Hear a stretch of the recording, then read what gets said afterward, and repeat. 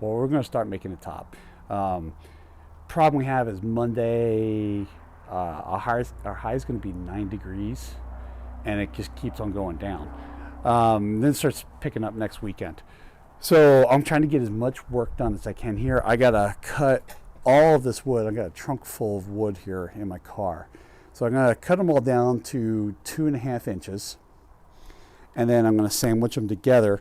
It'll kind of look like this. I was doing this as kind of as a test run. So we'll get a nice like butcher block look. And it'll be a really cool top when we're done. So let me get sawing because I've got a lot of sawing to do.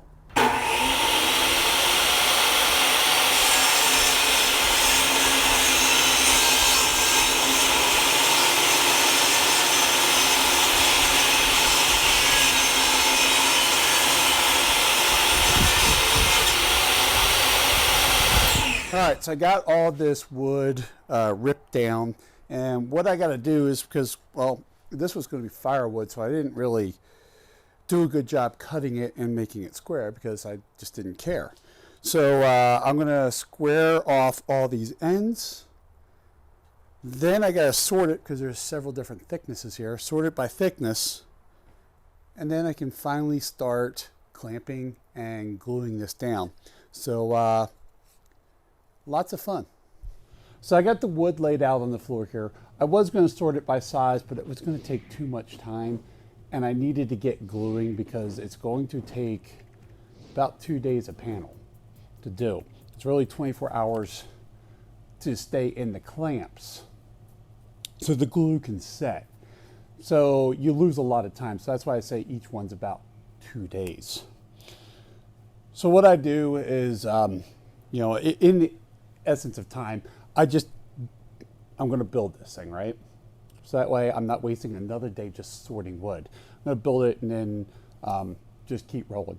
We're going to build a 2-foot section.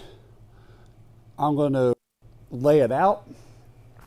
Once I get it laid out, now it's going to be a little over 2 feet because, these boards are bowed and it's going to take some time or some space. And then when I put them in the clamps, it's going to squish it together. So it should come out to about 2 feet. So what I'm going to do is once I get this thing laid out, I'm going to do my glue, clamp, and then let it set. So let's get to work. Okay, so I got a 2-foot section and a 3-foot section done. The last 2-foot section is over on the clamps right now, gluing up. But I'm going to start working on this because you can see these edges here. I didn't, cut these to fit. I was just going to rip these straight off. So what I'm going to do is actually square up these panels. Now on this one of my clamps slipped. Actually, a couple of them slipped. The big clamp slipped and then the little ones just couldn't hold it. So this thing is actually not square. I mean, this thing kind of goes up over to here. So what I'm going to do is when I square this thing up, this is just going to be the back corner of the bench, and you're really not going to see it. So it's not that big of a deal for me. So let me get busy on the table saw and square these up. These are heavy, so it's going to be fun trying to get these things through that table saw. So it was too cold to film ripping these down, which is going to be boring footage anyways, but I've got these things ripped down so that way these sides are squared up.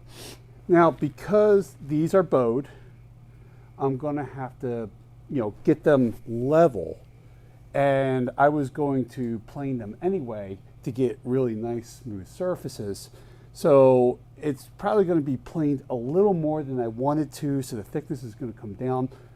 That's okay. I'm not too worried about that at all. So I had a couple of pieces pop out. They just weren't glued in enough. So these are just gluing up. It was like these 2 pieces and this piece right here. Not a big deal. It's going to, these are going to dry really well. And we'll load these up into the truck, take them back to my place. I'm not going to square these sides yet until I get them completely squared up on the fronts.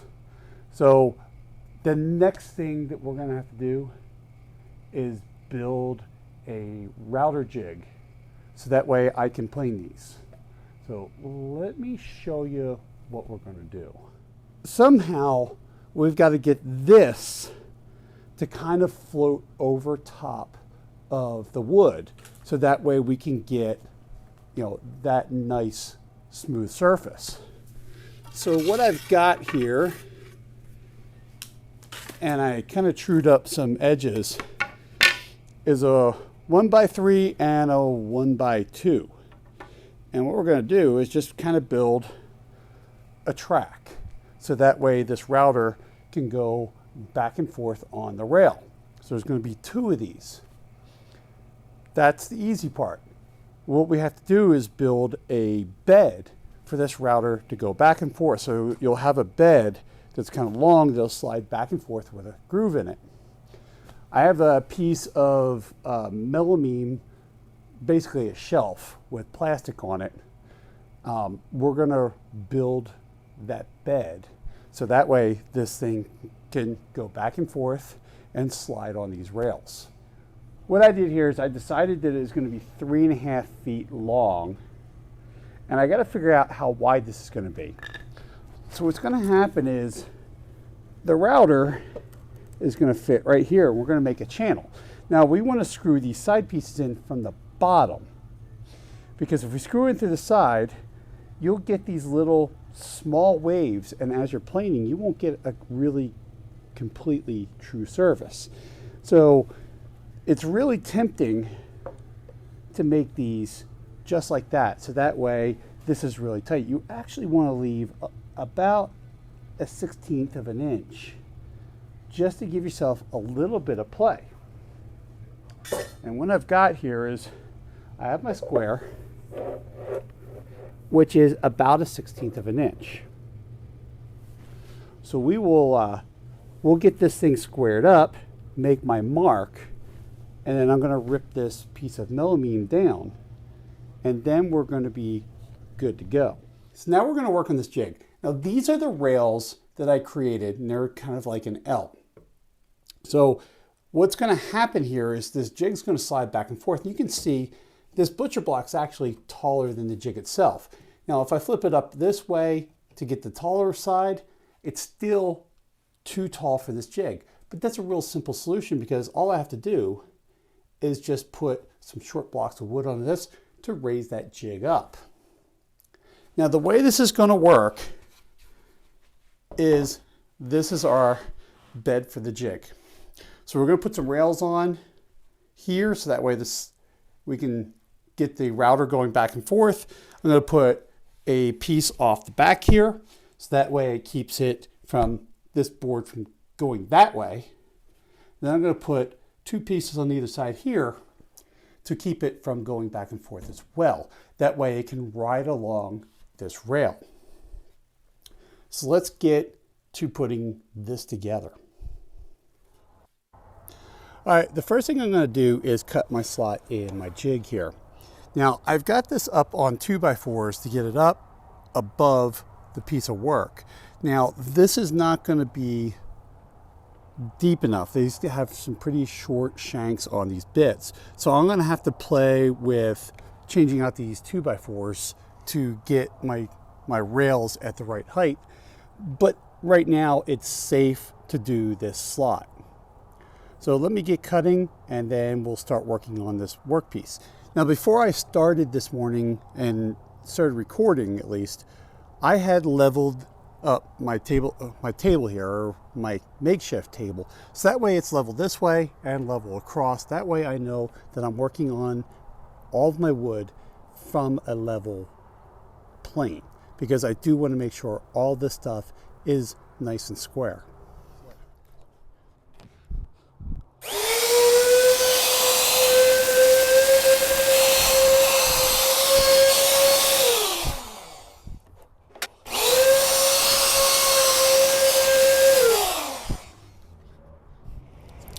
So what I'm noticing here is that because this is sticking up, I can't get far enough over.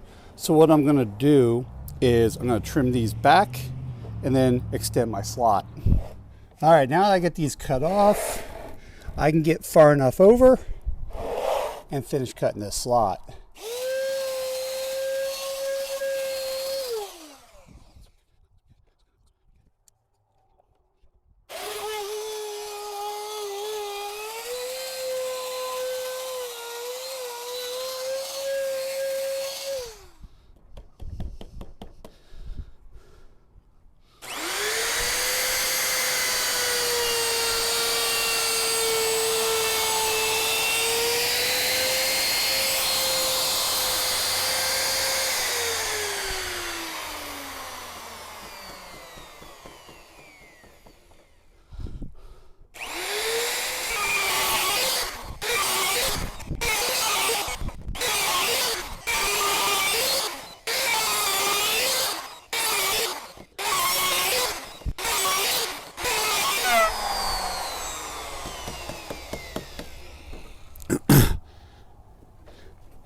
Now I know this jig is starting to ride up because there's a hump here, but all I'm trying to do is take a level off. I'm going to flip it over, do the same thing on the other side. I'm not worried about how thick this is going to be, because what I'm going to do is I'm going to plane out all these pieces, then figure out what my thinnest piece is, and that's what all of my pieces are going to be set to.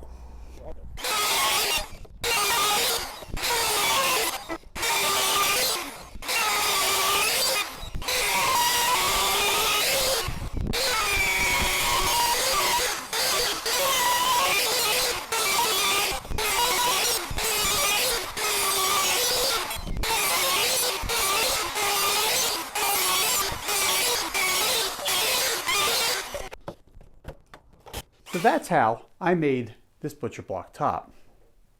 The one thing to not underestimate in this project is how much glue you go through.